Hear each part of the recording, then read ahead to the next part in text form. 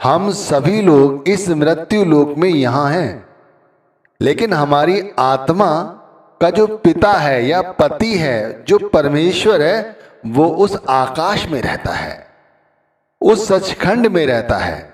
वहां पहुंचने में हमें बहुत सारी कठिनाइयों का सामना करना पड़ता है।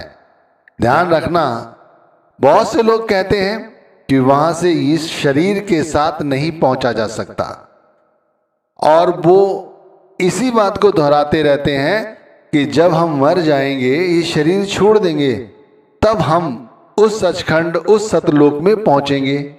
लेकिन जो वक़्त का पूरा सतगुरु है, वो हमें कुछ और ही समझाता है। सत्य ये है कि मरने के बाद स्वर्ग किसने देखा? भाई ये तो सिर्फ किस्सा कहानी हो गई ना। अच्छी बात तो यह है कि हम जीते जी स्वर्ग देखें, जीते जी सतलोक सचखंड देखें। अब वहां तक कैसे पहुंचा जाए, जबकि वो धनी, वो पति, वो परमेश्वर, वो आकाश में रहता है। कहते हैं सुरत सुन बात री, तेरा धनी वसे आकाश। स्वामी जी महाराज ने कहा है, अब वो आकाश में रहता है और हम इस मृत्यु लोक में, इस पृथ्वी पर, तो वहां कैसे पहुंचे? भाई देखो, उस स्थान तक पहुंचने के लिए, जिसे सचखंड कहते हैं, हमें किसी गुरु का सहारा चाहिए। बगैर गुरु के नाम के द्वारा वहां नहीं पहुंचा जा सकता, जीते जी और मरने के बाद भी। ये बात आप गांठ पल्ले बांध लो। पहली पातशाही ने कहा है, विण नावे दर ढोई नाही, ताजम करे ख्वारी। जो लोग वहां जाने की कोशिश करते हैं और सोचते हम ध्यान में यहां बैठे, क्योंकि लोग इतना तो जान ही गए हैं कि ध्यान की अवस्था में बैठने पर लोग वहां पहुंच जाते हैं, तो वो ध्यान लगाने की कोशिश करते हैं, जबकि उन्हें नामदान नहीं मिला, बैठ जाते हैं। अब ऐसे लोग जिन्हें नामदान नहीं मिला है, बुरा ना लगे उन लोगों को, उन्हें निगुरा कहते हैं। कहते हैं वो लोग निगुरे हैं। ऐसे लोग जिन्हें नामदान नहीं मिला है, जो ध्यान करने की कोशिश करते हैं और सोचते हैं कि हम उस लोक में पहुंच जाते हैं, तो विण नावे दर ढोई नाही, ताजम करे ख्वारी। बिना गुरु के नाम के हम कभी भी अपने निज घर यानी सतलोक नहीं पहुंच सकते। और भाई जो बगैर नाम के इस मार्ग पर चलते हैं, उन्हें यम के हाथों से कोई नहीं बचा सकता, कोई भी उन्हें नहीं बचा सकता। आप देख लो, बहुत सारे ऐसे लोग हैं इस पृथ्वी पर, आपने देखे होंगे, आपने उनका नाम भी सुना होगा कि भाई वो लोग बहुत धर्म कर्म करते हैं। आप खुद ही ले लो, यदि आपको किसी से नामदान नहीं मिला है वक़्त के पूरे सतगुरु से, और आप ये इस तरह का धर्मपूर्ण कार्य करते हैं, लेकिन अगर आप हिसाब किताब कभी मन में लगाने बैठे, हिसाब किताब से मतलब है आनंद, शांति, और क्या भाई, हमारा गुरुमुखों का सबसे बड़ा हिसाब किताब यही है कि हमें यहाँ कितनी शांति मिलती है, हम कितने यहाँ पर खुश हैं। मैं आपको एक कथा सुनाता हूं। एक सेठ था जो परमार्थ किया करता था, पर दुखी रहता था, हमेशा ही चिंता करता रहता था। भाई उसका दुख दर्द दूर ही नहीं होता था। और वो करता क्या नहीं था, वो सब कुछ करता था। गरीबों को दान देता था, ठंडे पानी के प्याऊ लगवाता था, गरीब कन्याओं की शादी करवाता था, दुखियों और बीमारों का इलाज कराता था, उन्हें सब कुछ देने की कोशिश करता था। लेकिन भाई वो कभी उसमें संतोष आता ही नहीं था, वो दुखी ही रहता था। भाई वो एक बार एक पहुंचे हुए महात्मा के पास पहुंचा और सारी बात बताई कि मैं इतने समय से इतना धर्म कर्म कर रहा हूं। बहुत से लोग कहते हैं ना, हम लोग बहुत अच्छा अच्छा काम करते हैं, लेकिन बाद में हमें मिलता क्या है? मिलता हमें बुराई है। तो इसी तरह वो कहता है जाके, मैं इतना धर्म कर्म करता हूं, लेकिन उसके बाद भी भाई मेरा मन दुखी रहता है, मैं हमेशा ही चिंतित रहता हूं। तो महात्मा ने उससे उसका परिचय पूछा कि ये बताओ भाई, तुम्हारे गुरु का नाम क्या है? तो वो कहने लगा, मैंने अभी तक तो नामदान मिला ही नहीं मुझे, मैं किसी गुरु के साथ जुड़ा ही नहीं हूं। तो महात्मा कहने लगे, इसीलिए तुम्हारे साथ ऐसा हो रहा है। ऐसा करो, तुम किसी वक़्त के पूरे सतगुरु का पल्ला पकड़ लो। तो तो वो कहने लगा ऐसा करो आप ही मेरे गुरु बन जाओ। तो वो हंसने लगा और कहने लगे मैं अभी पूरा गुरु नहीं हुआ हूं, तो मेरे गुरु के पास जाओ, उनसे नाम की गुहार लगाओ, वो तुम्हारी भावनाओं को देखकर हो सकता है तुम्हें नाम दान दे दें। और यही हुआ, वो वहां गया, कुछ समय तक गुरु के साथ रहा, उनकी सेवा करता रहा, फिर उसने गुरु से नामदान की गुहार लगाई, उसे नामदान मिला और फिर वो सुखी रहने लगा। तो आप क्या समझते हैं, जो नामधारी हैं हम लोग सोचते हैं भाई हमें कुछ फायदा नहीं हो रहा। अरे फायदा इतना हो रहा है, आपने कभी हिसाब किताब लगाया ही नहीं। जिनके पास कुबेर के खजाने भरे हुए हैं, 2-2 3-3 मकान हैं, गाड़ियां हैं, बच्चे अच्छे जगह नौकरी कर रहे हैं, कारोबार कर रहे हैं, उनसे कभी आपकी वार्तालाप हो या कभी उनके प्रश्न सुनो तो आप पाओगे कि उनसे ज्यादा कोई दुखी नहीं है, सबसे ज्यादा दुखी हैं। ध्यान रखिए, स्वामी जी महाराज ने यहां समझाया है, भागहीन सब जग माया वस, यह निर्मल गति कोई ना पाए। ये जो निर्मल गति है, जहां हमें गुरु से नाम दान मिल जाता है, ये कोई नहीं पा सकता। और हम यहाँ बैठे उस सचखंड जाने की बात सोच रहे हैं, तो हमें गुरु की बहुत आवश्यकता है। अब देखिए, उसने परमार्थ का क्या काम नहीं किया, ऐसे ही तो हम करते हैं। तो यहां स्वामी जी महाराज जो समझा रहे हैं, सुरत सुन बात री तेरा धनी वसे आकाश, या जो हमारा आत्मा का सच्चा पिता है वो आकाश में बसता है, और हम जब वहां जाते हैं बगैर गुरु के, तो हमें यम के हाथों से हमारी ख्वारी होती है। वो हमें नहीं बकसते, हमें गुरु का साथ लेकर ही उस आगे बढ़ना है, तभी हमारा कुछ बन जाएगा, वरना नहीं बनेगा। स्वामी जी महाराज ने कहा है, 9 द्वारन में बंद रही, अब चैन नहीं एक श्वास। जब तक आत्मा 9 द्वारों के चक्कर में ही फंसी रहेगी, इसे एक पल के लिए भी चैन की श्वास नहीं मिलेगी। नामदान मिलने के बाद भी यदि नाम की कमाई नहीं कर रहे, नाम के साथ नहीं जुड़े हो, तो भाई निगरे ही हो और क्या हो। जाति से कोई ब्राह्मण हो गया और ब्राह्मणत्व का उसके अंदर एक भी तत्व मौजूद नहीं है, तो अपने आप को ब्राह्मण कहने का क्या लाभ।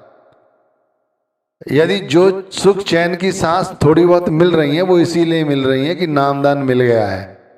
सच्चाई समझो है क्या, सच्चाई ये है, 9 द्वारन में बंद रही, कितनी कोशिश कर लो, ये आत्मा इन 9 द्वारों से ऊपर नहीं उठ सकती।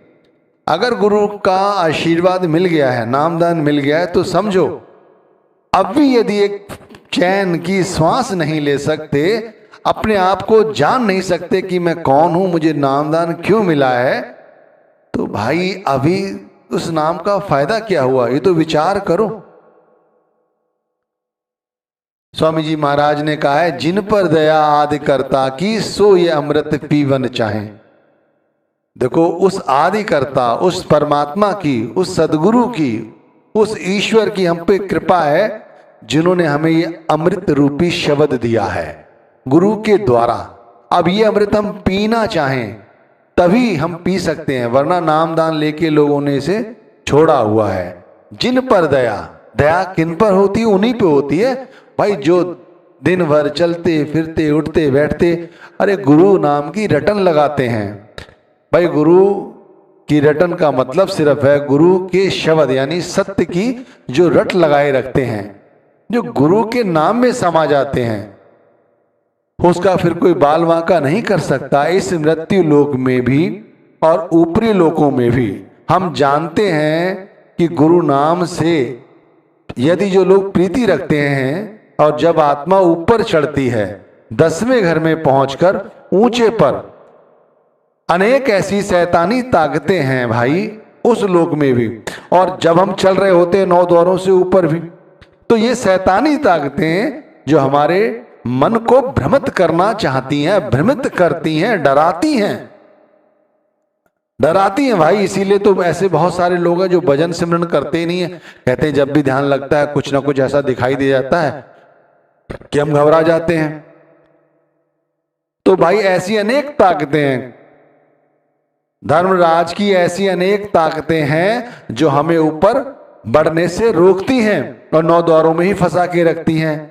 लेकिन भाई जब उन ताकतों को यह पता चल जाता है कि इस जो जीवात्मा ऊपर चढ़ रही है ये तो वक्त के पूरे संत सदगुरु की शिष्य है जो ऊपर के मंडलों के ऊपर आ रही है, यानी जो सचखंड की ओर बढ़ रही है, अगर हमने इनके साथ तनिक भी छेड़खानी की तो फिर इनका जो गुरु है उनको छोड़ेगा नहीं। ध्यान रखिए, कितनी बड़ी बात मैं समझा रहा हूं आपको, ये ग्रंथों शास्त्रों में लिखी हुई है, इसे अनुभव भी करो। बहुत से लोग क्या सुमिरन करने बैठते हैं, ध्यान करने बैठते हैं तो फिर वो डर जाते हैं।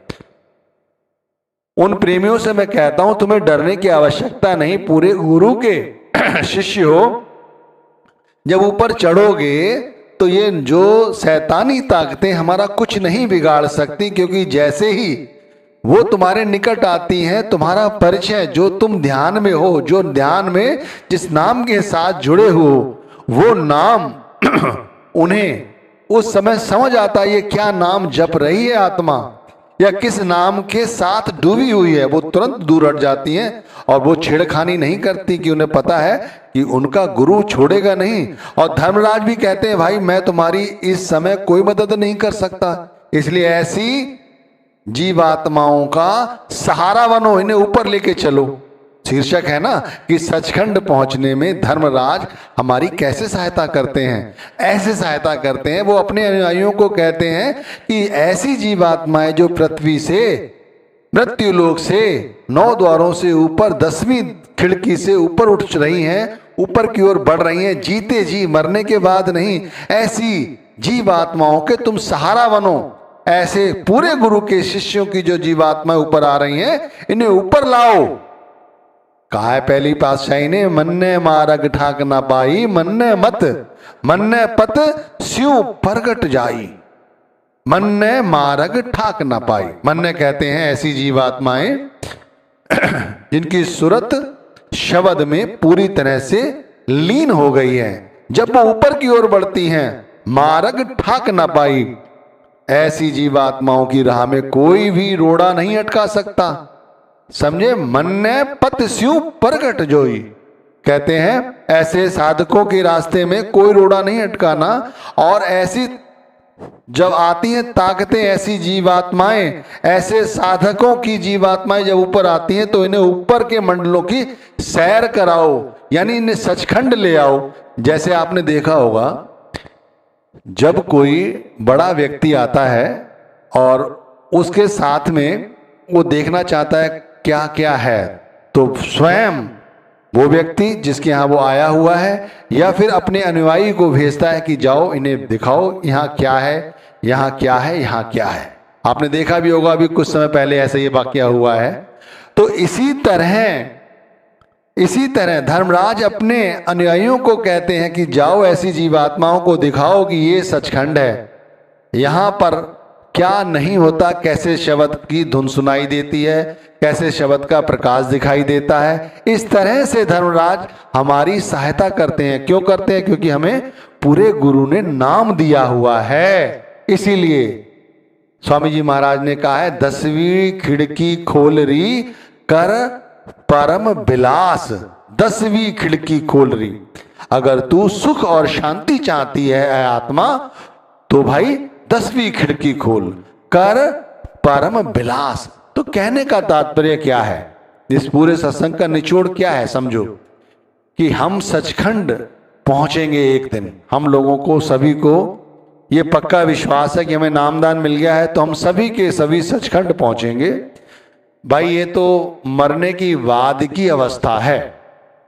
अगर मैं कहता हूं कि पूरे गुरु के शिष्य हैं हम लोग, तो भाई हम जीते जी क्यों नहीं सचखंड पहुंच सकते हैं? हम जीते जी भी तो सचखंड पहुंच सकते हैं। गुरु भी हमारी सहायता कर रहे हैं और सचखंड में बैठा धर्मराज भी अपने अनुयायियों के द्वारा हमारी सहायता करता है। तो हमें क्या है? हमें नामदान मिल गया है, सबसे बड़ी बात। फिर हमें ध्यान करना चाहिए और पूरी